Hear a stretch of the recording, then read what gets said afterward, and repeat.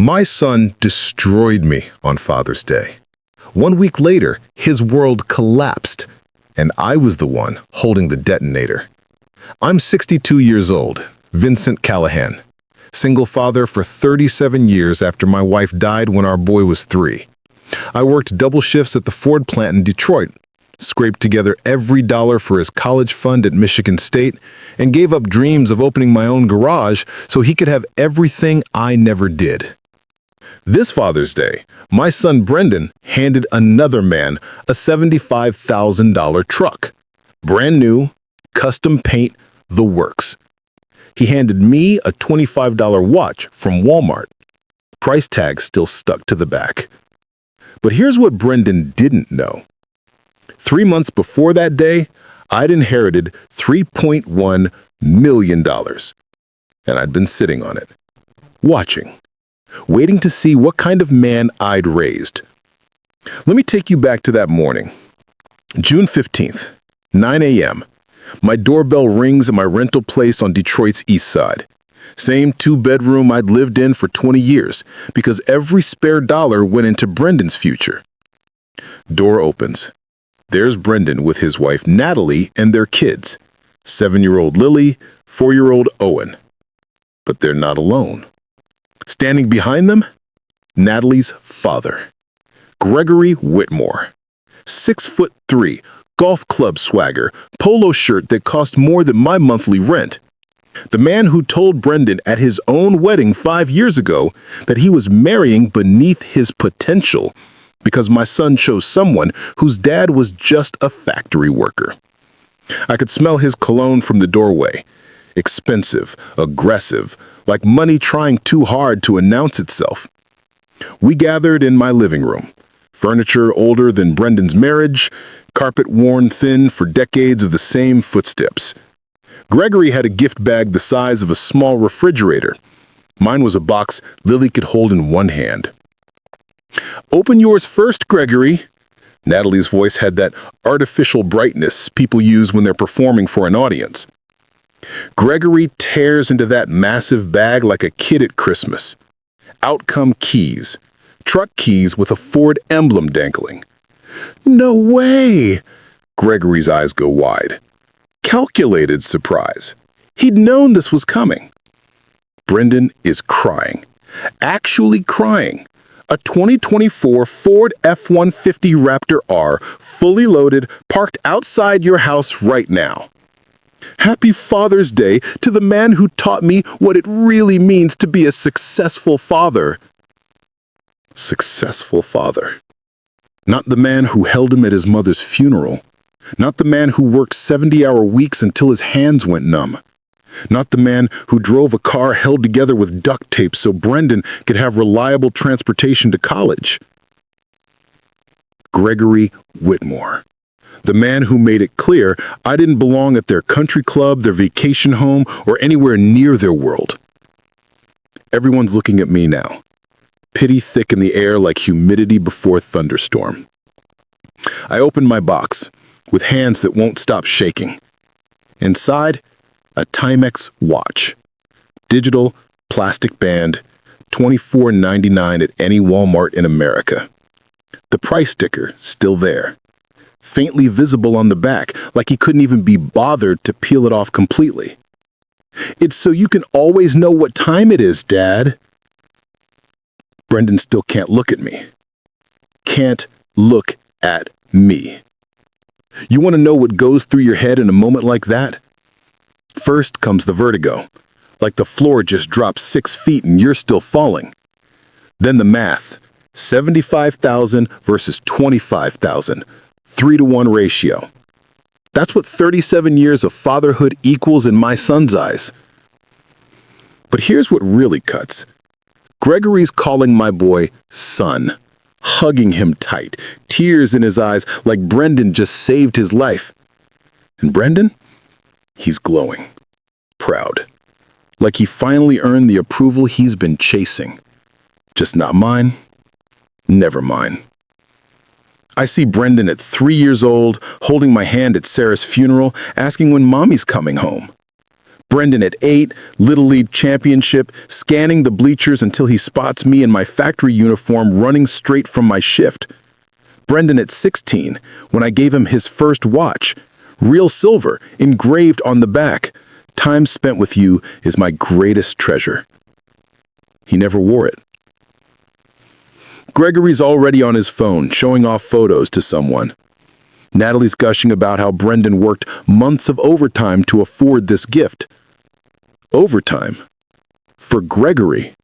The man who once told me at a family dinner that manual labor is what you do when you lack the intelligence for real work. Brendan said nothing. Just looked down at his plate. You seeing this yet? The betrayal layers we're building? Subscribe now, because what comes next is where everything flips. They left an hour later. Gregory still texting photos, Natalie reminding Brendan they had a dinner reservation at the country club, members only. Obviously, I wasn't invited. Brendan's goodbye hug lasted 3 seconds. 3. I counted. Gregory's lasted 20. With backpats. With whispered words I couldn't hear but could imagine. That's my boy. Now you understand real success. The door closes. I'm alone. Me and that $25 watch and 37 years of memories that apparently mean nothing. I sat on my couch. Same couch I brought home used when Brendan was 6, and stared at that $25 watch. For the first time since Sarah's funeral, I cried. Not sad crying, not even angry crying. The kind of crying where your body finally admits what your brain's been denying. The person you loved most in the world doesn't love you back. Not the way you thought, not the way you deserved. The room got darker as the sun moved. I didn't turn on lights. Just sat there watching shadows crawl across the floor while that cheap plastic watch ticked on my coffee table. Tick, tick, tick. Each second, another reminder that my time, my life, my sacrifice, my love could be measured in dollars and found worthless. But then something changed. The grief hardened, crystallized into something cold and sharp and precise. I picked up that watch, almost threw it across the room. Stopped. Set it down gently. Because suddenly, I wasn't crying anymore. I was thinking. And what I was thinking scared me a little. Gregory Whitmore wanted to teach my son that money equals worth, that success means luxury, that a factory worker father is something to be ashamed of. Fine. I'd teach them both a different lesson.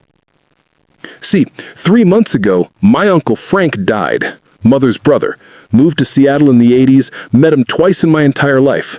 Boeing engineer, never married, no kids, lived in the same modest house for 50 years while quietly investing every spare penny. His estate was worth $4.3 million. I was his only living relative. The inheritance cleared probate 2 weeks before Father's Day. $3.1 million. In my account, liquid, available. I told nobody. Not Brendan, not my few remaining friends from the plant, nobody. Because I wanted to run an experiment. I wanted to know what kind of man I'd raised when money wasn't a factor.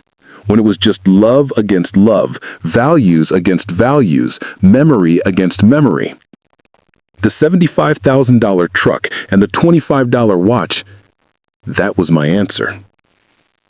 That night, I made a phone call that would change everything. But first, I did something that would protect the only innocent people in this story, my grandkids. Because what was about to happen wasn't about punishment. It was about truth. And the truth? The truth was going to cost Brendan everything he thought mattered. Most people don't see betrayal coming until it's too late. Subscribe so you know what to watch for. $25 watch. $3.1 million in the bank, and a son who just chose another man over me on Father's Day.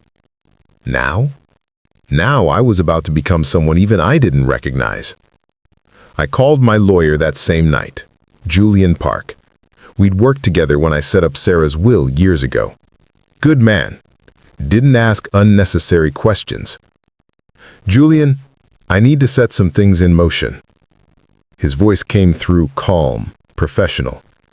What are we talking about, Vincent? 3 things. First, I want to establish irrevocable trust funds for my grandchildren, Lily and Owen, $500,000 each. They access it at 25 with annual disbursements for education starting at 18. Silence. Then, Vincent, that's incredibly generous. Where? I inherited money. Don't ask more than that yet. Can you do it? Absolutely.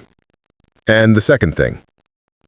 I want to create the Sarah Callahan Memorial Scholarship. Full ride, renewable, for students at Michigan State who've lost a parent to cancer and whose families are below the poverty line. Fund it with $1 million. I heard Julian's breath catch. That's beautiful. Sarah she'd be proud our grandson opened a Father's Day gift without even looking his grandfather in the eye. Yeah, beautiful. The bitterness surprised even me. Third thing's where it gets complicated, Julian. I'm listening. I need you to help me disappear. Liquidate my lease. Storage for my belongings. And I need someone good. A private investigator. Someone who can dig deep and stay quiet. What are you planning? I stared at that watch still sitting on my coffee table. I'm planning to find out if my son is actually the person I think he is, or if Gregory Whitmore has turned him into something else entirely. Julian gave me a name. Terrence Wilson, former Detroit PD detective, 20 years on the force before he went private. Specialized in financial investigations, background checks, the kind of deep digs that turn up what people want hidden. We met 2 days after Father's Day. Coffee shop in Ann Arbor, far enough from Detroit that we wouldn't run into anyone I knew. Terrence was 50-something, gray at the temples, eyes that had seen too much and remembered all of it. Julian says you need someone thorough. I need someone who can tell me the truth about my son. And what truth are you expecting to find? I slid him a folder. Brendan's financial records, what I could access as co-signer on his first student loan from years ago, his social media, the photos from Father's Day I'd found posted to Natalie's Instagram, because of course she'd posted them, Gregory with his new truck, caption reading, "My amazing son-in-law knows how to treat real family. #blessed, #grateful, #luxury life." My gift wasn't in any photo. I need to know how Brendan afforded that truck. I need to know what Gregory Whitmore really does for a living. And I need to know if my son is being manipulated or if he's just become someone I don't recognize. Terrence studied the folder for a long time. How deep do you want me to go? All the way, no matter what it costs, no matter what you find. He called me 4 days later. Vincent, we need to meet, not over the phone. His voice had something in it I didn't like, something careful. We met at a park near the Detroit River. June evening, warm, families everywhere with their kids. Normal people, living normal lives. Terrence handed me a brown envelope, thick. "The truck," Terrence said. "Brendan didn't save for it." "What do you mean?" "I mean the down payment, $25,000, came from Gregory Whitmore. Transferred to Brendan's account 6 weeks before Father's Day. But here's the interesting part. He pulled out a printed email chain from the envelope. It wasn't a gift. It was a loan. Gregory has Brendan signed to a private agreement, 3% interest monthly, payable once Brendan gets his next promotion at his software company. Failure to pay results in Gregory taking possession of equivalent assets, language vague enough to mean basically anything. My hand started shaking. "There's more," Terrence continued. "And this one's bigger." I did a financial deep dive on Gregory Whitmore like you asked. Investment banking, luxury lifestyle, country club, the works. Wanted to see if it was all legitimate. He paused. "Vincent, it's not." "What do you mean?" "I mean, Gregory Whitmore's entire empire is built on a foundation of fraud. Tax evasion, shell companies, falsified charitable donations. I'm talking federal offenses going back 15 years. He's been hiding it well, but the trail's there if you know where to look." Terrence pulled out a flash drive. "Everything's here. Bank records, shell company registrations, fake receipts for charity write-offs that never happened, money laundering through 3 different LLCs. If this went to the right people, Gregory would be in federal prison within a month." I took that flash drive, held it like it was made of glass. This wasn't just dirt. This was a nuclear bomb. "The truck loan is fraudulent too," Terrence added. "Gregory told Brendan the down payment was a gift for loan purposes. That's bank fraud. The financing company finds out, they'll repossess immediately and flag Brendan's credit." So here's where I stood. I had proof my son was manipulated. I had proof Gregory was a criminal. I had proof the Father's Day humiliation was orchestrated. And I had $3.1 million and a decision to make. Option 1, walk away. Brendan made his choice. Let him live with it. Option 2, blow up Gregory's world and watch my son get caught in the blast. Option 3, something more complicated. Something that would hurt to heal. Something that would destroy everything Brendan thought he wanted to teach him what he actually needed. You think you know people until money gets involved. Subscribe before the next twist proves you wrong. I sat in my car after Terrence left. Watched the sunset over the Detroit River. Families packing up their picnics. Kids laughing. Normal. My phone buzzed. Text from Brendan. "Hey, Dad. Sorry we didn't stay longer on Father's Day. Things got busy. Hope you like the watch. Talk soon." Hope you like the watch. Not I love you. Not thank you for everything. Hope you like the watch. I looked at that text for a long time. Then, I made the call to Julian. Do it. All of it. Trigger the investigation, send the evidence to the fraud department at the bank, and get the IRS everything on Gregory. "Vincent, this is going to—" "I know what it's going to do. Do it anyway." "When?" Julian asked. "June 22nd, exactly 1 week after Father's Day. I want him to have 7 days of enjoying that truck before reality comes for him." I hung up.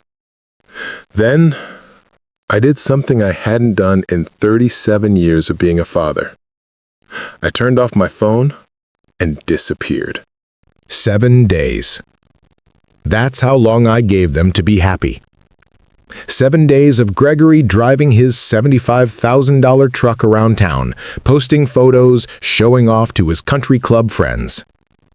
7 days of Brendan feeling proud he'd finally impressed the man he'd chosen over his own father. 7 days before I burned their world to the ground. I spent those 7 days in a hotel outside Charleston, South Carolina, far enough from Detroit that nobody would find me. Far enough that I couldn't change my mind even if I wanted to. Room 407. Nothing fancy. Just a bed, a desk, a view of a parking lot. On that desk, I spread everything out like a general planning a war. 3 stacks of documents. Stack 1, trust fund paperwork for Lily and Owen. $500,000 each. Protected no matter what happened next. Because they were innocent in this. Kids should never pay for their parents' mistakes. Stack 2, Sarah Callahan Memorial Scholarship. $1 million. My wife's legacy helping kids who'd lost what we lost. The only good thing coming out of this inheritance. Stack 3, Gregory Whitmore's crimes: bank fraud, tax evasion, shell companies, 15 years of evidence that would bury him. And beside all of it, that $25 watch, still ticking. You want to know what revenge feels like when you're planning it? It's not hot. It's not explosive. It's cold, surgical, like watching yourself from outside your body, making moves on a chessboard where every piece is someone you love. Because that's the thing about real revenge. It costs you too. I wasn't just destroying Gregory. I was detonating Brendan's life. His marriage, probably. His financial stability, definitely. His relationship with his kids, possibly. All to teach him a lesson he might never forgive me for teaching. But here's what kept me going. I remembered Brendan at 7, coming home school crying because kids made fun of his discount sneakers. I'd worked an extra Saturday shift, bought him the shoes he wanted, and told him what matters isn't what things cost. It's who you are when nobody's watching. It's how you treat people who can't do anything for you. He'd nodded like he understood. $25 watch says he forgot. June 22nd, Friday, 10 a.m. Eastern. I made 3 calls from that Charleston hotel room.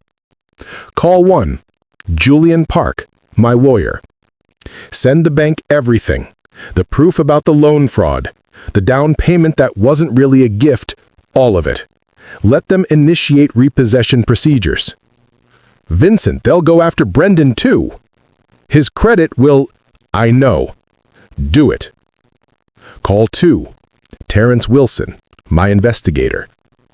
Package everything on Gregory, the tax evasion, the shell companies, the whole 15 years, and send it to the IRS.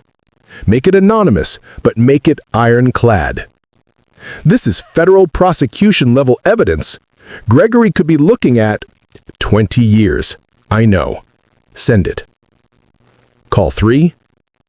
I didn't make it. Just turned off my phone and waited. Because here's what I knew would happen. By noon, the bank would flag Brendan's truck loan. By 2 p.m., repossession procedures would start.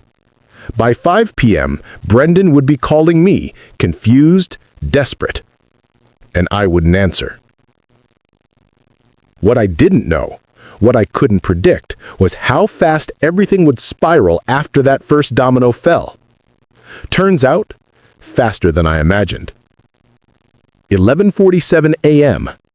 Terrence called me. Vincent, it's moving. The bank received the fraud tip.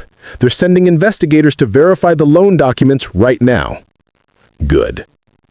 But there's something else, something I just found out that changes everything.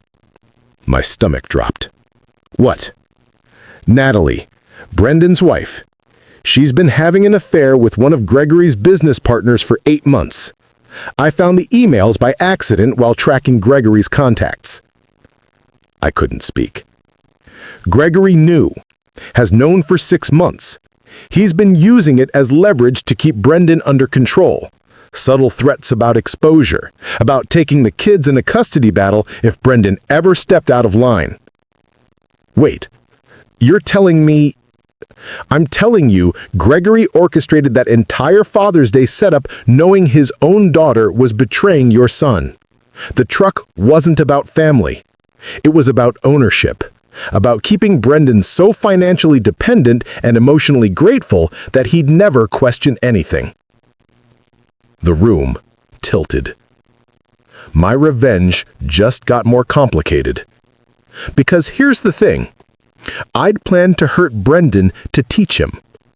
I hadn't planned to discover he was already being destroyed from the inside. My son chose Gregory over me, but Gregory had already chosen to sacrifice my son. The question became, do I pull the trigger knowing Brendan is about to lose everything? His father-in-law, his marriage, his financial stability, maybe even his kids? Or do I stop this before it goes too far? I looked at that watch again. $25.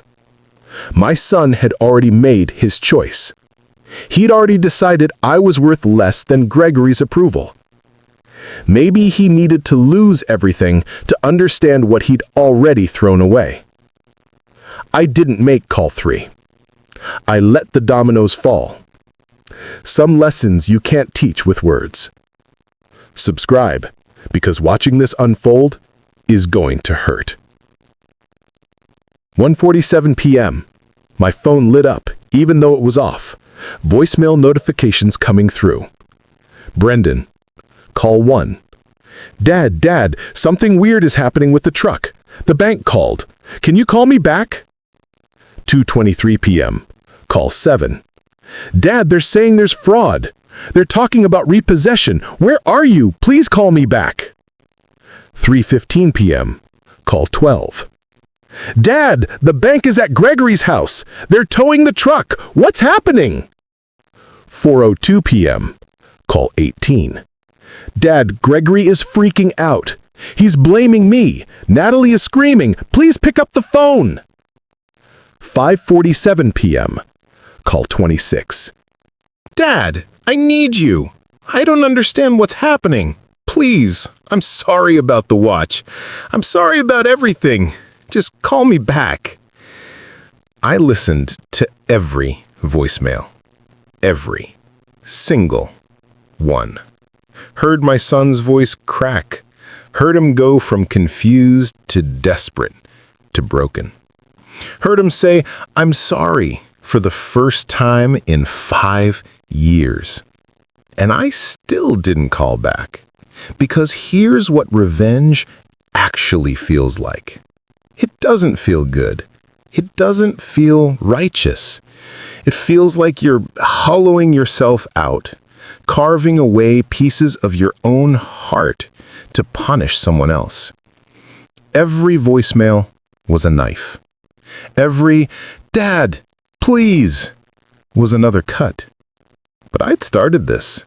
And starting something means finishing it, even when finishing it destroys you both. June 25th, Monday, 8:34 a.m. Terrence called again. Vincent, the IRS moved faster than I expected.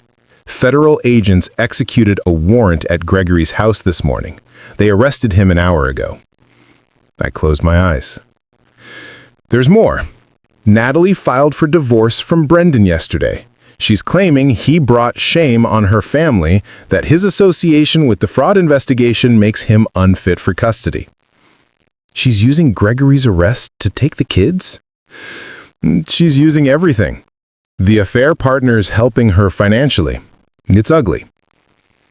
Call 43 came in while I was still on the phone with Terrence. Brendan's voice was barely recognizable. Dad, don't do that. Whatever you're planning, don't do that, please.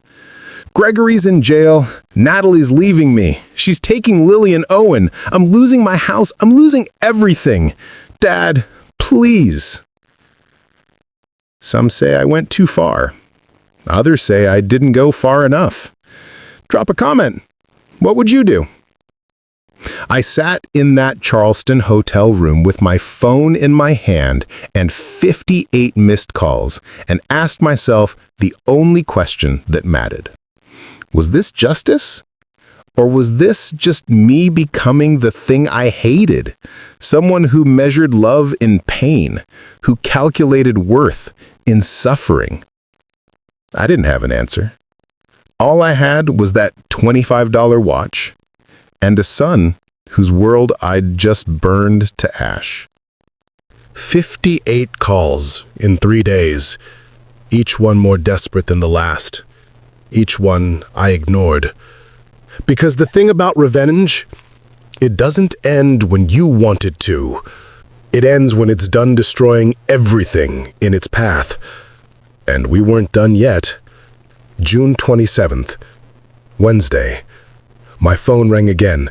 Not Brendan this time. Julian Park, my lawyer. His voice tight. Vincent, we need to talk now. What happened? Natalie's lawyer filed an emergency custody motion. They're claiming Brendan's psychologically unstable, financially dangerous to the children, and potentially involved in Gregory's fraud scheme. That's insane. Brendan didn't know about... Doesn't matter what he knew. What matters is what they can prove in court, and right now, with Gregory's arrest all over the news, with the truck repossession, with Brendan's phone records showing 58 calls to a father who won't answer, they're building a narrative.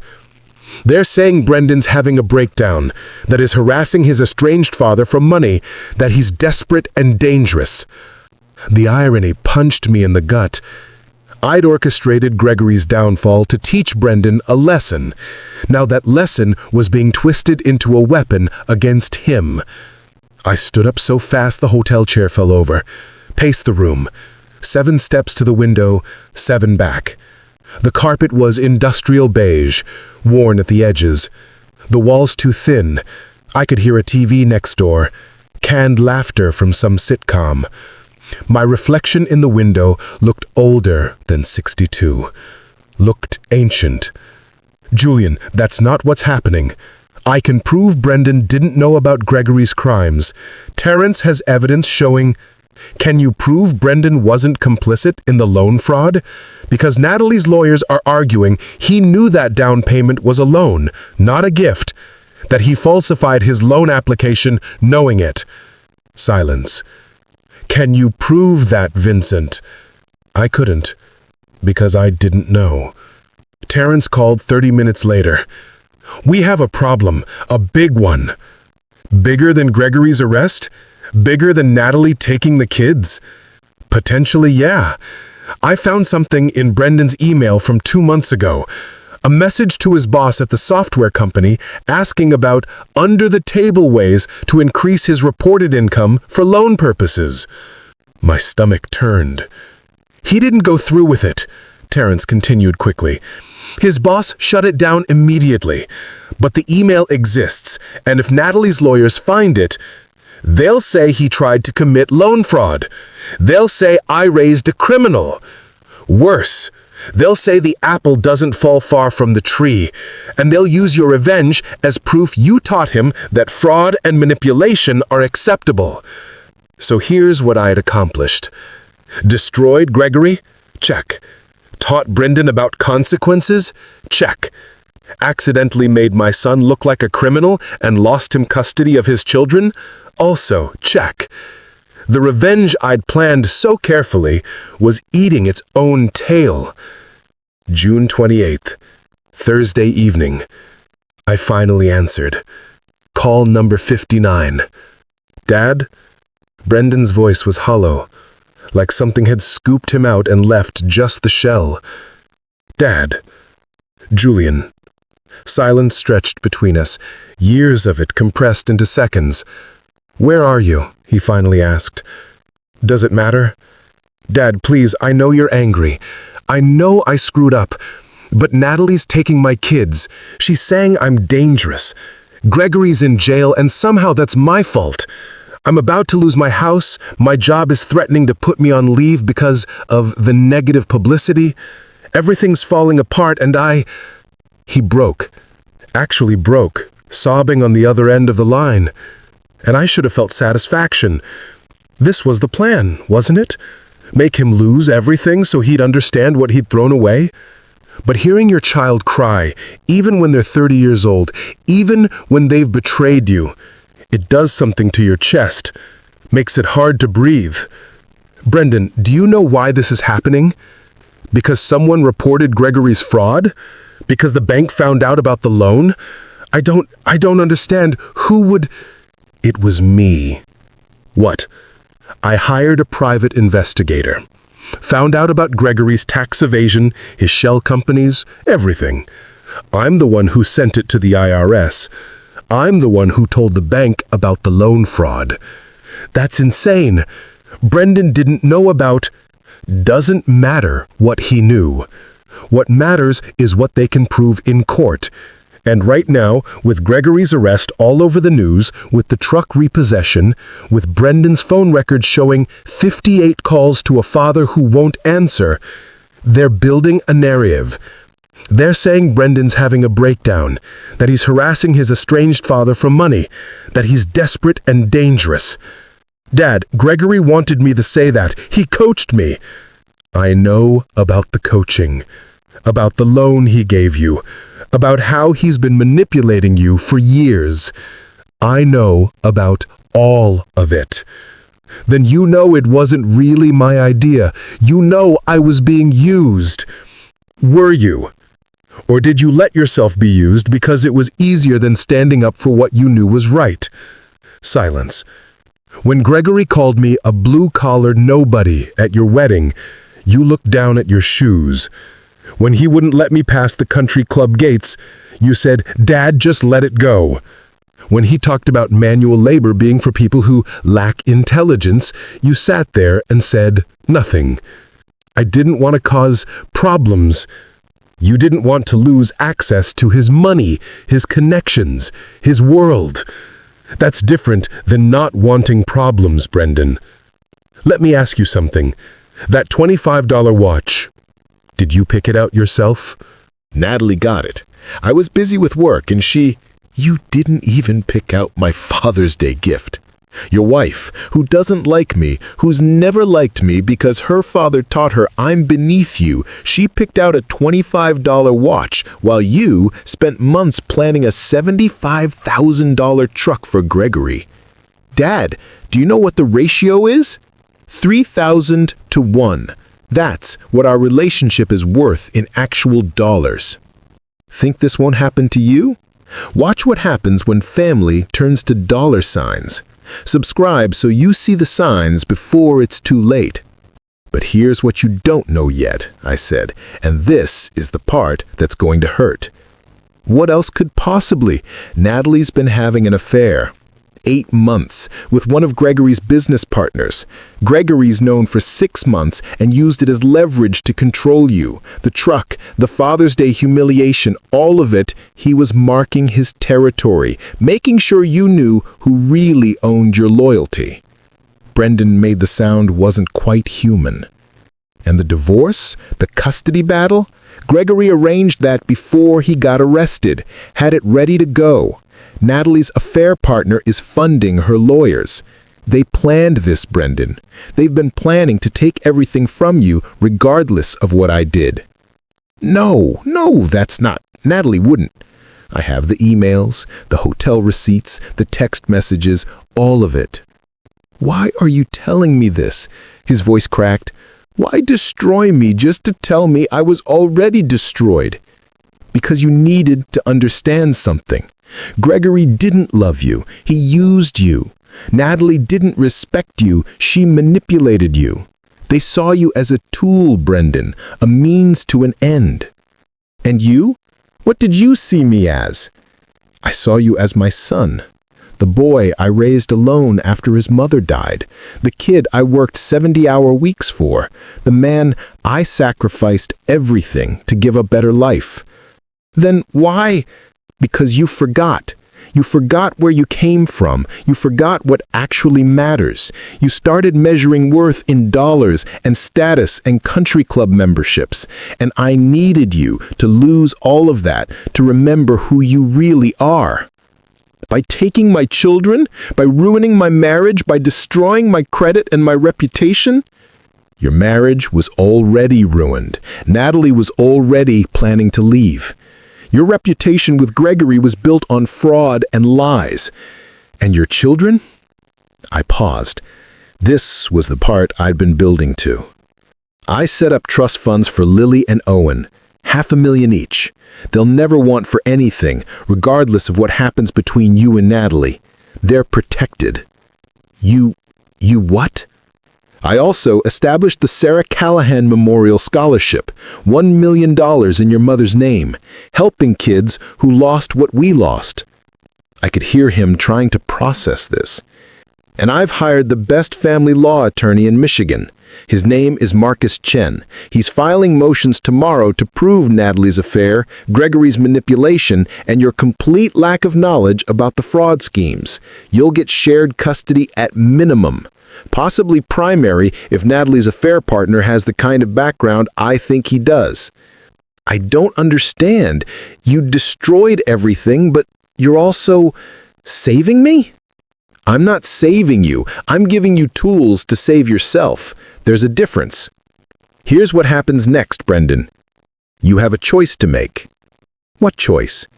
You can keep chasing Gregory's version of success. Keep believing that money equals worth, that status equals value, that a man's paycheck determines his character. If that's what you choose, you're on your own. The attorney, the trust funds, all of it stays in place for the kids. But you and me, we're done. Silence. Or you can remember who you are, where you came from, what your mother and I tried to teach you before Gregory Whitmore rewrote your values. You can fight for your kids, rebuild your life on something real, and maybe earn back what you threw away. Dad, I'm not asking you to choose right now. I'm giving you time. Real time. Time to sit in this wreckage and figure out who you want to be when you climb out of it. How much time? However long it takes. Could be months, could be years. But when you're ready, if you're ready, you call me. Not to ask for money, not to fix your problems, but to tell me you understand why this happened, to tell me you changed for real. And if I can't, if I never, then at least the kids will know their grandfather loved them enough to protect them, even from their own father's mistakes. Comment justified if you think he deserved this. Comment too far if you think I crossed a line. Let's see where you stand. Dad, wait. Brendan? That watch you gave me when I was 16, the silver one with the engraving. I still have it. I kept it in my desk drawer. I never thought you'd notice if I didn't wear it. I noticed. I know you did. And I'm sorry for all of it. Sorry's a start, but it's not enough. Not yet. I hung up. 3 days after that phone call, I was still in Charleston, still in that hotel room with the beige carpet and thin walls, still wearing that $25 watch. But something had shifted. The cold, surgical feeling I'd had while planning the revenge, gone, replaced by something heavier. Something that felt like grief and relief mixed together until you couldn't tell which was which. I'd burned my son's world to teach him a lesson. Now I had to live with watching him try to rebuild from the ashes. Marcus Chen called me on July 1st. Vincent, I've reviewed everything. The trust funds are ironclad, the scholarship's fully established and already accepting applications for next semester. And Brendan's custody case? Tell me. We're going to win. Natalie's affair is documented beyond dispute. Gregory's crimes are federal record now. The business partner she's with has 2 DUIs and a restraining order from an ex-girlfriend. Family court's going to take one look at this and give Brendan shared custody minimum. What about his financial situation? Banks agreed to settle the truck loan issue. Brendan's credit takes a hit, but he can rebuild. The fraud investigation cleared him. He genuinely didn't know about Gregory's schemes. His job's keeping him on, though he's got a formal reprimand in his file. So he survives.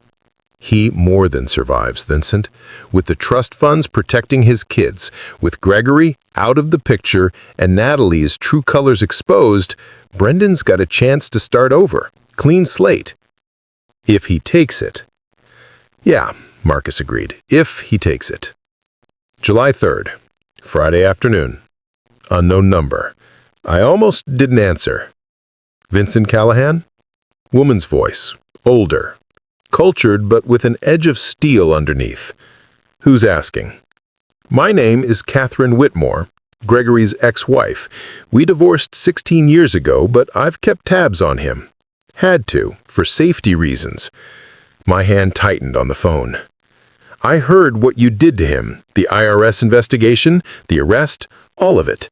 I've been waiting 20 years for someone to expose that man for what he really is. What do you want? I want to tell you about your daughter-in-law, about Natalie. Everything in me went still. Natalie isn't Gregory's biological daughter. The hotel room tilted. What? Gregory met me when Natalie was 6 months old. Her biological father abandoned us. Gregory married me, adopted Natalie legally, and spent the next 16 years molding her into his perfect weapon. Taught her how to manipulate, how to identify targets, how to secure wealth through marriage. I'm saying Natalie was trained from childhood to do exactly what she did to your son. Find a man with potential, marry him, extract what she can, then move on when someone better comes along. The affair partner? He's worth $8 million. Gregory introduced them. Why are you telling me this? Because Gregory's been running this con for decades. Natalie's the third daughter he's done this with. The first two were other single mothers' children he adopted and trained. All three married wealthy men or men with wealthy potential. All three extracted money, connections, and assets before divorcing and moving on. My brain couldn't process this fast enough. Brendan was never the target because of his current wealth. He was the target because Gregory saw potential. Software engineer, young, clean record, would eventually make significant money. Get in early, control him through Natalie, then extract maximum value over decades. The truck was Gregory marking territory, ensuring Brendan knew who really controlled his life. The Father's Day humiliation was psychological warfare. Breaking Brendan's connection to you meant Gregory and Natalie could isolate him completely. I sat down hard on the hotel bed. The mattress springs creaked. Outside, someone was arguing in the parking lot. Normal sounds. Normal world. Nothing about this was normal. How many men has he done this to? 17 over 30 years. Different daughters, same pattern. Some he adopted legally, like Natalie. Others were nieces, cousins, family friends. All trained from childhood, all weaponized. And you waited 20 years to expose him? I tried, multiple times, but Gregory's good at hiding evidence, good at making witnesses disappear, good at using his money and connections to bury investigations before they start. But you, continued Catherine, you're different. You didn't care about protecting yourself, you just cared about protecting your son. And that made you dangerous to Gregory in the way his other victims never were. What do you need from me? Permission to give Marcus Chen everything I have, 20 years of documents, names of other victims, evidence of the training program Gregory ran. He's going down for tax evasion and fraud, but with what I have, we can add conspiracy, wire fraud, and potentially human trafficking charges. Human trafficking? He transported minors across state lines to marry them off to targets. That's federal. Do it. Give Marcus everything. I don't care what it costs. It won't cost you anything, Vincent. I've been waiting for this moment since the day I escaped Gregory with my life. This is personal. She hung up. I sat in that hotel room and tried to understand what I'd just learned. My revenge hadn't just destroyed one man.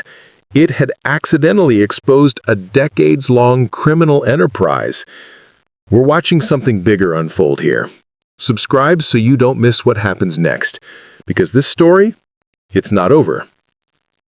3 months later, October, I got a call from Marcus Chen. Vincent, thought you'd want to know. Gregory's taking a plea deal. 25 years federal prison. Catherine's testimony, combined with what we found, built an unbeatable case. 17 victims came forward. The judge called it one of the most elaborate long-term fraud schemes he'd ever seen. And Natalie, cooperating with prosecutors in exchange for immunity. She's providing evidence against Gregory and the affair partner, who's now under investigation for his own fraud schemes. Turns out Gregory trained her well, but she's smart enough to know when to jump ship. Brendan. Got shared custody. 50-50 split. He's been seeing a therapist twice a week. Moved to a smaller apartment. Sold most of his possessions. Seems like he's finding himself. October 15th, 4 months after Father's Day. A letter arrived at Julian Park's office. He forwarded it to my hotel. Plain envelope, handwritten address, Detroit postmark. Inside, 2 items. First, a check for $25,000 made out to the Sarah Callahan Memorial Scholarship. In the memo line, from Brendan Callahan, in memory of the mother who taught me what love really means.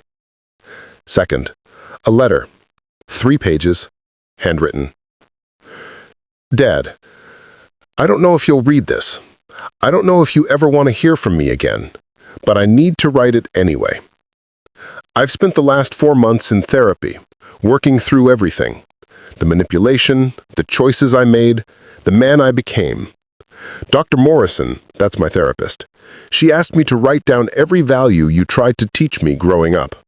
The list is 43 items long.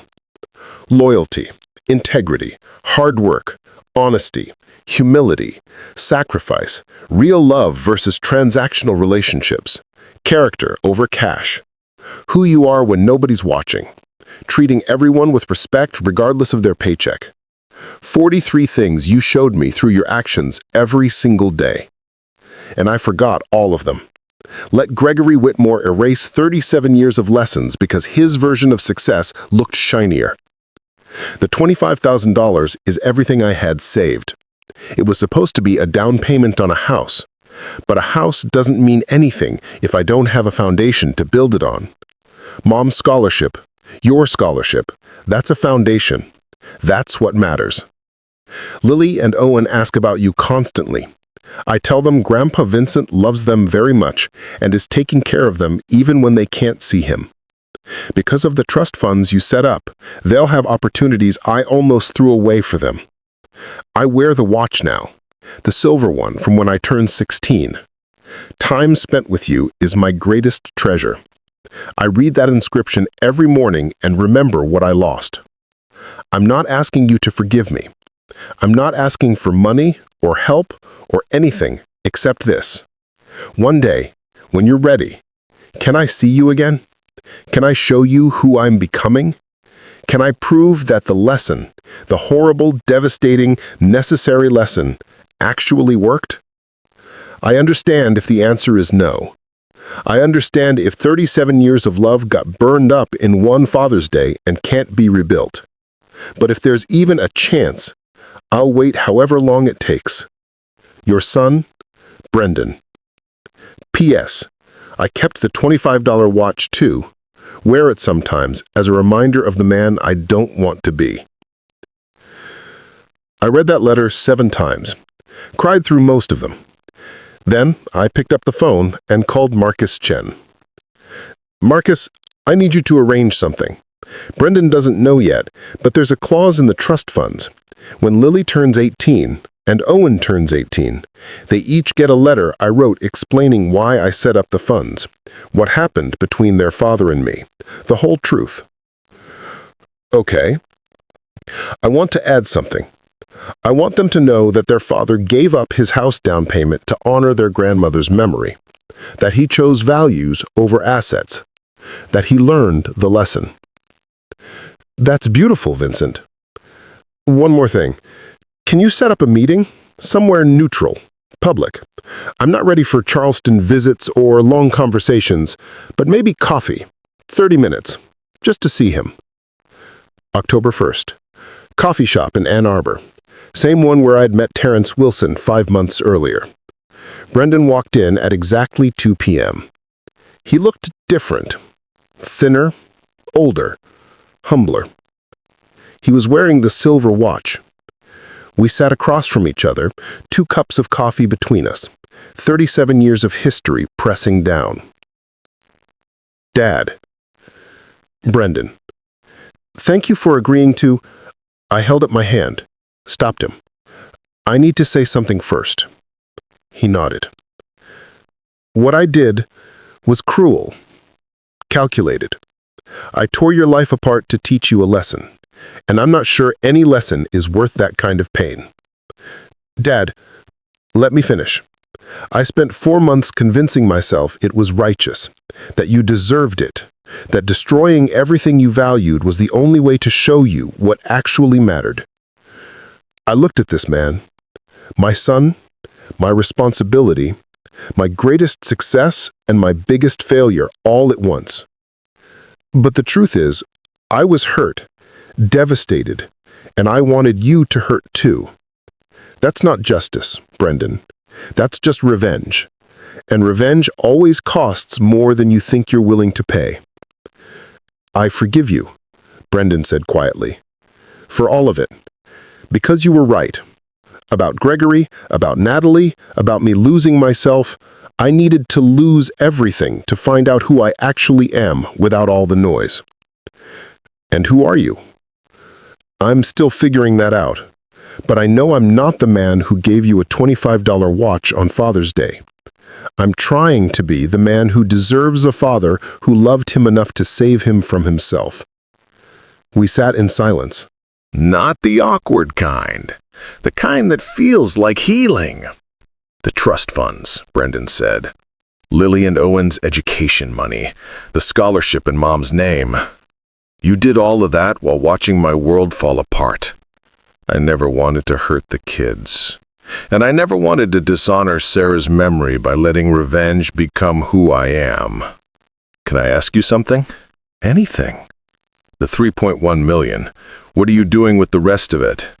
I smiled. Actually smiled. Half of it's going into expanding Mom's scholarship, making it national instead of just Michigan State. The other half? I'm opening that restoration garage I always wanted. Classic cars. Maybe teaching kids from rough backgrounds a trade. Giving them what I tried to give you. A foundation. Brendan's eyes filled with tears. Can I help? Not with money, I don't have any, but with time, with work, I could learn, We'll see. One step at a time. Right now, you focus on being a good father to Lily and Owen. On building a life that's actually yours. Not Gregory's version or mine, just yours. And us? We're having coffee. It's a start. As we were leaving, Brendan stopped. Dad, there's something I need to tell you. Something I found out last week. What?